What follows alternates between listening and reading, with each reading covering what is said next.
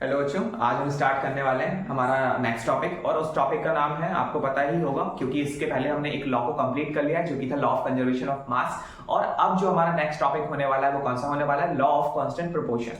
देखिए, law of constant proportion की बात करूं तो एक सेकंड हम पहले थोड़ा सा इंट्रो की बात कर लेते हैं। हम जो भी हमने प्रीवियस पढ़ा हुआ एक बार हम उसको रिकैप कर लेते हैं। देखिए, हमने इसके पहले पढ़ा हुआ था कि एटम को किस किस फिलोसफर ने और कैसे कैसे बताया, उन्होंने क्या बोला, कैसे बोला। उसके बाद हमने देखा कि एटम किसने उसको बोला, तो ये सारी चीजें हमने वहां पे क्लियर कर ली थी। इसके बाद हमने बात करी थी कि सारे के सारे, चाहे वो एटम हो, चाहे वो मॉलिक्यूल हो, चाहे वो एलिमेंट्स हो, जब भी वो किसी ना किसी केमिकल रिएक्शन में क्या करते हैं, पार्टिसिपेट करते हैं, तो उन्हें क्या करना पड़ता है, उन्हें किसी न किसी जो ये लॉज दिए हुए हैं, इन लॉज को फॉलो करना पड़ता है। और इन लॉ को भी मैंने आपको बताया हुआ था कि लेवोजियर और प्राउस्ट ने दिए हुए थे। इसके पहले हम बात कर चुके हैं law of conservation of mass की, जहां पे हमने देखा कि लेवोजियर द्वारा दिया गया जो लॉ था उसमें उन्होंने बोला था कि कोई भी केमिकल रिएक्शन अगर होती है किसी भी एटम्स या मॉलिक्यूल्स के बीच में, तो आफ्टर द केमिकल रिएक्शन जो दोनों का जो मास होगा वो कैसा रहेगा, इक्वल रहेगा, उसमें किसी भी प्रकार का कोई चेंज नहीं होगा। यानी कि उन्होंने बोला था कि जो रिएक्ट करते हैं यानी कि रिएक्टेंट, तो mass of reactant is equal to the mass of product. चलिए, आज हम बात करने वाले हैं हमारे नेक्स्ट टॉपिक की, उसी के जो दूसरा लॉ दिया हुआ है आपकी बुक में। दूसरा लॉ है लॉ ऑफ कांस्टेंट प्रोपोर्शन। तो देखिए, सबसे पहले हम बहुत ही बेसिक थ्योरी इसकी देख लेंगे कि आखिर आपकी बुक में किस तरीके से इसकी लैंग्वेज दी हुई है। तो देखिए, बोला गया है this law was stated by Proust. Okay, Proust ने दिया हुआ, क्लियर हो गया आपको। In a chemical substance, the elements are always present in definite proportion by mass. देखिए, यहां पे बोला गया है कि आप अगर किसी भी एक मॉलिक्यूल को लेके चलते हैं, चलिए आपने इस लैंग्वेज को समझ लिया, हम समझाते हैं आपको बहुत ही आसान लैंग्वेज में। सपोज करिए यहाँ पे आपको हम बहुत ही इजी से एग्जांपल लेंगे जिसे हम बोलेंगे H2 एंड हमें बहुत पता है यार, क्लियरली पता है इस चीज के बारे में कि ये क्या है, वाटर है। H2 is the formula of water. अब देखिए, यहाँ पे हमें क्लियर है, वेरी क्लियर है कि भैया जो H2 होता है उसमें 2 हाइड्रोजन होते हैं और एक ऑक्सीजन होता है। हम यहाँ पे लिख भी लेते हैं कि भैया जो H2O होता है वहां पे हाइड्रोजन 2 होते हैं, जबकि ऑक्सीजन की बात करें तो ऑक्सीजन सिर्फ और सिर्फ एक ही रहता है ना। अब यहाँ पे बात करते हैं कि तो लॉ ऑफ कांस्टेंट प्रोपोर्शन का मतलब क्या है। लॉ ऑफ कांस्टेंट प्रोपोर्शन के की अगर हम बात करते हैं तो देखिए, यहाँ पे बोला जाए कि सबसे पहली बात देखिए, आप लोगों ने यहाँ पे देखा है कि डेफिनेट प्रोपोर्शन बाय मास, यहाँ पे हमें इनके मास को कंसीडर करके चलना है। तो देखिए, हम यहाँ पे इनके एटॉमिक मास की अगर बात करें, हम इनके मास की बात करें तो आपको पता है हाइड्रोजन का जो मास होता है वो कितना होता है, 1 होता है। वहीं पे अगर मैं ऑक्सीजन के मास की बात करूं तो कितना होता है, इसका जो मास होता है वो कितना होता है, 16 होता है। ये तो आप सभी को क्लियर होगा।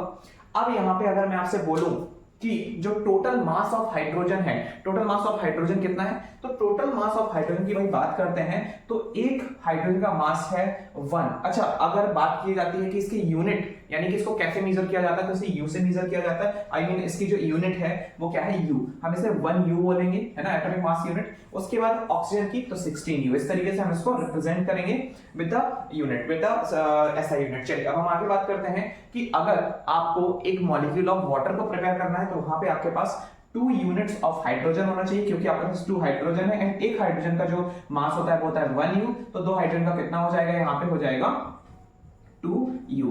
अब हम नेक्स्ट टॉपिक पे चलते हैं। यहाँ पे आपका जो ऑक्सीजन है, ऑक्सीजन कितना है, सिर्फ एक ही एटम है वहां पे, और एक एटम का मास कितना होता है, 16 यू। तो यहाँ पे अभी ये सारी चीजें क्लियर हो गई। अब ये कहते हैं कि प्रोपोर्शन बाय मास, यानी कि हमें क्या करना पड़ेगा, इन दोनों का जो मास है 2 एंड 16, इनको हमें क्या करना पड़ेगा, हमें इनको एक रेशियो फॉर्मेशन में रखना पड़ेगा। तो अगर मैं इनको रेशियो फॉर्मेशन में रखता हूं और अगर मैं इसको कट कर दूं तो 1 एंड 8, तो यानी कि आपका जो मास रहेगा वो H2 की बात करूं तो वो किसमें रहेगा, 1:8 में रहेगा। यानी कि वहां पे 1 एटॉमिक मास किसका होना चाहिए, मतलब देखिए कट करने के बाद हम बात कर रहे हैं, ऐसे ही कट करने के बाद इसके लिए भी हम बात कर रहे हैं, तो 1:8 के साथ वहां पे हमें देखने को मिलता है। अगर हम H2O के मॉलिक्यूल्स के मास की बात करते हैं तो वो हमेशा इसी प्रोपोर्शन में रहेगा। अब आप बोलेंगे ऐसे कैसे रहेगा, अगर सपोज करिए हम कहीं और का वाटर लेके आते हैं, किसी दूसरे सोर्स से वाटर लेके आते हैं। अभी सपोज करिए मैंने ये घर का पानी लिया हुआ है, मिनरल वाटर लिया हुआ है, अब मैं कहीं और से वाटर लेके आता हूँ, समुद्र से लेके आता हूँ सी वाटर जो थोड़ा सॉल्टी होता है। देखिए उससे कोई फर्क नहीं पड़ने वाला, सॉल्ट्स अलग ही रहते हैं। अगर हम वाटर की बात करें तो वाटर का फॉर्मूला हमेशा H2O ही रहने वाला है, वो कभी चेंज नहीं होगा, वो हमेशा कांस्टेंट है। और जब आपको पता है कि फॉर्मूला ही कांस्टेंट है तो फिर बचा क्या है यहाँ पे, फिर बचा एटॉमिक मास। तो क्या अच्छा अगर मैं मानूं कि हाइड्रोजन अगर मैंने लिया हुआ है सी से, तो क्या उसका एटॉमिक मास चेंज हो जाएगा? नहीं ना, नहीं होगा ना चेंज। ऑक्सीजन की बात करूं तो क्या ऑक्सीजन का एटॉमिक मास चेंज हो जाएगा? नहीं होगा, सेम ही रहेगा। तो वाटर किसी भी सोर्स से आपने लिया हुआ हो, सबका एटॉमिक मास सेम ही रहेगा।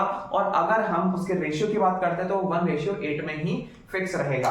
अच्छा, तो इसी के साथ अब जैसे यहाँ पे आप लोगों ने वाटर का आप बार बार पढ़ते रहते हैं, इसके अलावा अपन लोग एक आध किसी और एग्जांपल को लेके चलते हैं कि उसका भी रेशियो फिक्स किस प्रकार से रहेगा। अगर हम कभी भी किसी भी सब्सटेंस को लेते हैं तो क्या हमेशा ही फिक्स रहता है, या फिर एक काम करते हैं ना, हम किसी एक और एग्जाम्पल को लेके चलते हैं। अच्छा, इस एग्जाम्पल को आप लोग नोट कर लीजिए, फिर हम एक और एग्जाम्पल यहाँ पे लेते हैं। चलिए, आई होप आपने नोट कर लिया होगा। हम यहाँ पे अब लेंगे एक दूसरा एग्जाम्पल जिसका नाम होगा यहाँ पे, कोई भी ले लेते हैं अपन। चलो अपन लोग ले लेते हैं यहाँ पे कार्बन डाइऑक्साइड। कार्बन डाइऑक्साइड तो सब लोग वेल नोन होंगे इसके बाबत में। ये क्या है? ये एक एयर पॉल्यूशन कॉज है, बहुत बड़ा है ना। कौन? CO2, आपको पता है। तो यहाँ पे CO2 की अगर मैं बात करूं तो यहाँ पे अगर मैं कार्बन की बात करूं तो कार्बन कितने हैं? सिर्फ और सिर्फ एक है। वहीं पे अगर मैं ऑक्सीजन की बात करता हूं तो ऑक्सीजन यहाँ पे कितने हैं? 2 ऑक्सीजन है भाई। अच्छा, तो यहाँ पे हमें क्लियर हो गया। अच्छा, अब एक ऑक्सीजन है, एक कार्बन है, 2 ऑक्सीजन है। अब क्या करूं इसके आगे? अब भाई हमें मास भी तो पता होना चाहिए ना कि एक कार्बन का मास कितना होता है। सो यस, आप लोगों को पता होगा इसका एक कार्बन का मास होता है 12, और ऑक्सीजन का कितना होता है? ऑक्सीजन का एक ऑक्सीजन का मास होता है कितना? 16। अरे हाँ भाई, हम अभी प्रीवियस एग्जांपल में हमने देखा कि H2O था, ऑक्सीजन का कितना होता है? 16 होता है, 2:16 हुआ, कट किया 1:8 हो गया। ऐसे ही एक ऑक्सीजन का अगर यहाँ पे 16 होता है तो 2 ऑक्सीजन का कितना हो जाएगा? हाँ जल्दी बताइए कितना हो जाएगा? 32, और उसके साथ हम उसकी यूनिट को लगा देंगे तो 12U, एंड यहाँ पे हो गया 32U। अच्छा, अब हम इसको क्या करते हैं? रेशियो में पुट कर देते हैं, 12:32। इसको अगर हम कट करते हैं, लेट्स सपोज हम कट करते हैं तो 4 से कट करते हैं तो 4 3 से कितना हो जाएगा? 12 हो जाएगा। वहीं पे हम इसको 4 से कट करते हैं, क्या 4 की टेबल में 32 आता है? कितने टाइम में आएगा? यस, 4 की टेबल में अगर हम 32 को कैलकुलेट करते हैं तो आप बताइए कितने टाइम में आएगा? ओके, एक टाइम में यहाँ पे हमारा आने वाला है क्या? 32। चलिए, यहाँ पे इस तरीके से अगर हम इसको सॉल्व कर लेते हैं तो 3:8 का यहाँ पे हमें पोर्शन देखने को मिलता है। और अगर आप इस वर्ल्ड में कहीं से भी एक कार्बन डाइऑक्साइड का मॉलिक्यूल लेके आएंगे और उसको एटॉमिक वेट या फिर बोले एटॉमिक मास पे अगर आप उसका रेशियो निकालते हैं तो कहीं से भी अगर आप CO2 को लेके आते हैं तो उसका जो रेशियो आएगा वो हमेशा क्या आएगा? 3:8 आएगा, कभी भी चेंज नहीं होगा, सेम एज इट इज ही रहेगा, चाहे आप किसी भी सोर्स से इसको लेके आए। चलिए, आई होप आपको ये समझ आ रहा होगा, इसको भी नोट कर लीजिए। हम थोड़ी सी और चीजें समझते हैं। चलिए, इसको आपने नोट कर लिया है। यहाँ पे एक क्वेश्चन आपसे पूछा जाता है, वो क्वेश्चन कैसा होगा उससे पहले हम एक बार देख लेते हैं एक छोटी सी चीज कि मैंने अभी आपको बताया H2O का रेशियो क्या होता है। आपको पता है हमेशा, सर हमें पता चल गया 1:8 के रेशियो में हमेशा होता है। चलिए, ये आपको क्लियर हो गया। अब आपसे अगर कोई पूछ ले कि आप ये बताइए कि मान लो मैं एक नंबर यहाँ पे लेके चलता हूं कि मैंने आपको एक एग्जांपल दे रहा हूं मैं आपको, आप इसको बहुत अच्छे से समझ लीजिएगा।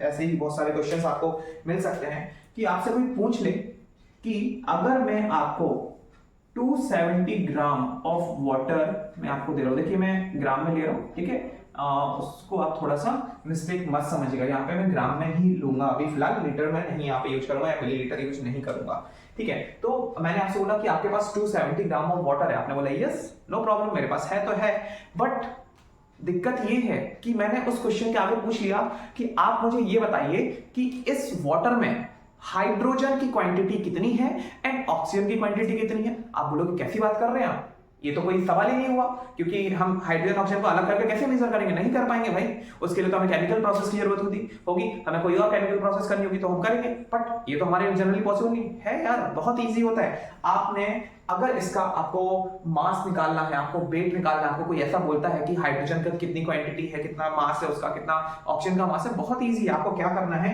आपको पता होना चाहिए कि जिसका मास आपसे पूछा जा रहा है कि इतने में हाइड्रोजन और ऑक्सीजन का मास कितना होगा, बस आपको उसका रेशियो पता होना चाहिए, और वो भी किस लॉ वाला, लॉ ऑफ कांस्टेंट प्रोपोर्शन वाला।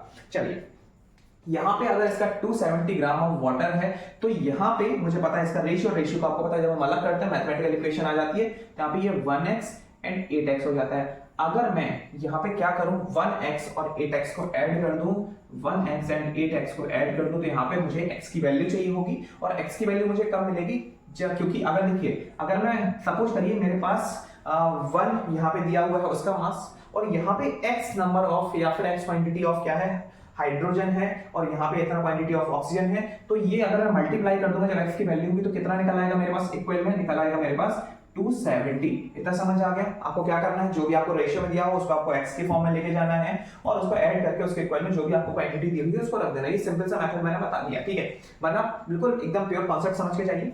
फिर इसके बाद आप क्या करेंगे, इन दोनों को ऐड कर देंगे, तो यहाँ पे कितना आ जाएगा, 9x आ जाएगा इज इक्वल टू 270। इतना क्लियर हो गया। ये देखिए मैथमेटिकल इक्वेशन आ गई। आई होप कि आपको ये तो इक्वेशन आती होगी यार, 9th क्लास में आ गए हो, है ना। तो 9x इज इक्वल टू, यहाँ पे 270 है, तो मैं क्या करूंगा, 9 को ले जाऊंगा डिवाइड में, 9 3 27 एंड यहाँ पे आ जाएगा 0। तो x की वैल्यू कितनी आ गई भाई, 30। x की वैल्यू कितनी आ गई, 30। अब मुझे निकालना है कि 270 ग्राम ऑफ वाटर में हाइड्रोजन का क्वांटिटी कितना है एंड ऑक्सीजन की क्वांटिटी कितनी है। तो अगर मैं यहाँ पे 1 मल्टीप्लाई एक्स की जगह पे कितना रखूं, 30, यहाँ पे 8 मल्टीप्लाई एक्स की जगह पे कितना रखूं, 30, तो यहाँ पे हमारा आंसर आने वाला है, इसका आंसर कितना आएगा, इसका आंसर आएगा 30 ग्राम ही।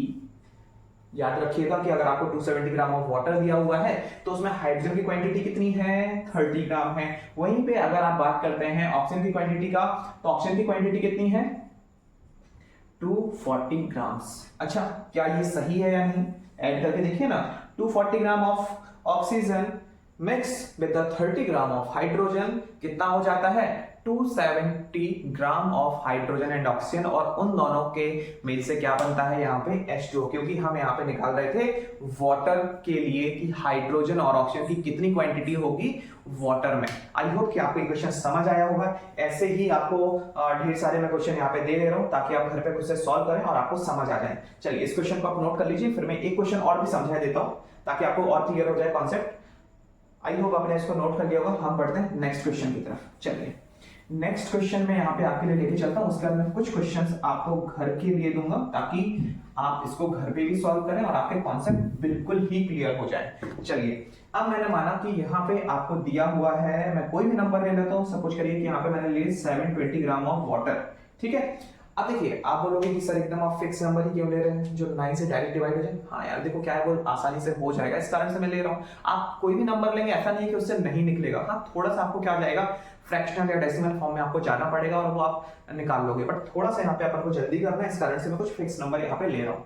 चलिए यहाँ पे बात करते हैं कि अगर मैं इसको करता हूँ डिवाइड, कैसे, क्या करना है, क्या डिवाइड करना है सर, क्या डिवाइड करना है, पहले हम यहाँ पे सॉल्व करेंगे। यस भाई सही कह रहे हो, हम यहाँ पे सॉल्व करेंगे, इसको हम x की फॉर्म में निकालेंगे, आपने पहले ही हमें बताया हुआ था, इतना हमें क्लियर हो गया।